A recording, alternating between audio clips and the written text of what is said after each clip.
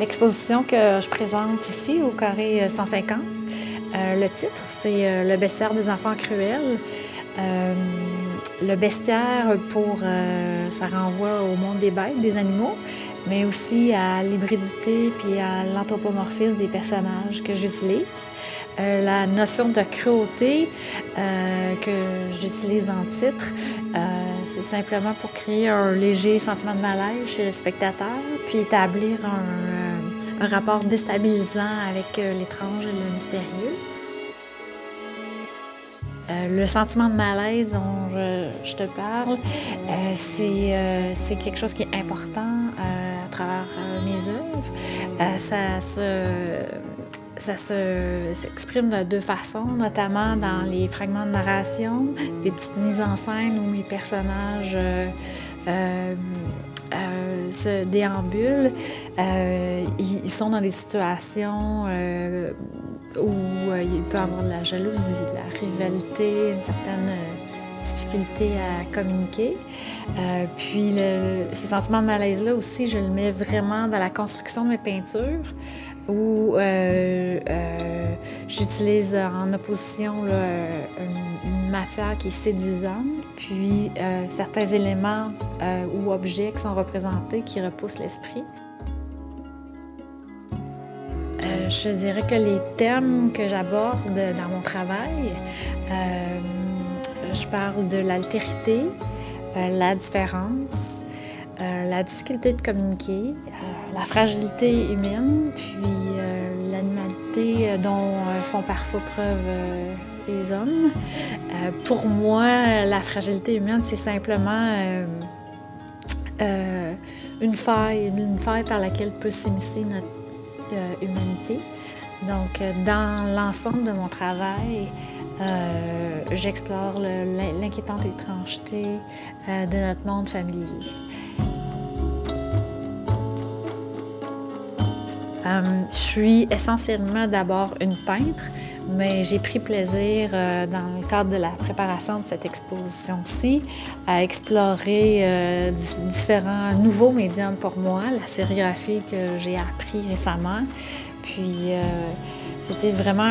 c'est devenu un laboratoire d'idées, je dirais, où j'ai pu explorer des choses dans les collages ou dans les sérigraphies qui sont venues nourrir des thèmes dans la peinture. Et c'est venu par vraiment où tout se répondait. Donc j'ai trouvé ça vraiment fascinant d'aller explorer aussi dans d'autres médiums. Pour ce qui est de la peinture, je te dirais que sans vouloir m'aligner avec le mouvement surréaliste, je pourrais qualifier ma peinture de figurative, surréaliste et contemporaine. Parce que comme les surréalistes, j'ai un intérêt pour l'inconscient, puis une représentation fantastique de la réalité. Vous allez voir que ma peinture touche au monde de l'enfance, mais où il y a des personnages qui sont des enfants et d'autres qui sont des figures mi-animales, mi-humains.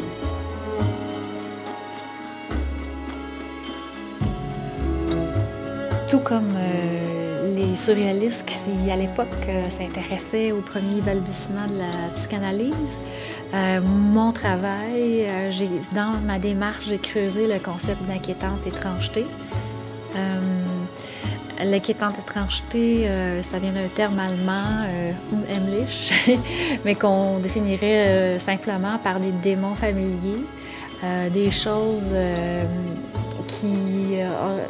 secrètes, qui auraient dû être cachées, mais qui ont été mises en lumière.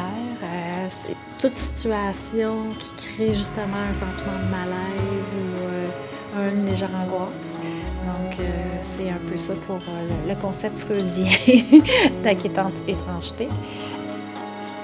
En plus du côté surréaliste, je dirais que je me suis inspirée aussi du monde des contes, qu'on pense aux contes de Perrault, aux contes de Grimm, Andersen, ou qu'on pense même à des œuvres littéraires comme La ferme des animaux de George Orwell. J'ai pris le conte vraiment comme un lieu de passage, un lieu de rencontre où je pouvais faire glisser l'inexplicable vers l'imaginaire, puis les choses, des choses plus intangibles vers vraiment de l'émotion. Si on lit à l'endroit le conte, on pourrait dire que c'est une belle façon de réenchanter le réel, une occasion d'émerveillement. Mais si on le prend à rebours, c'est une leçon de réalisme.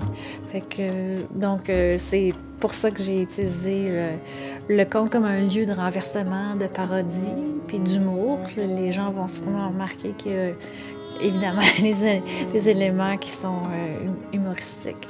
Donc, c'est un peu ça pour mes références au conte.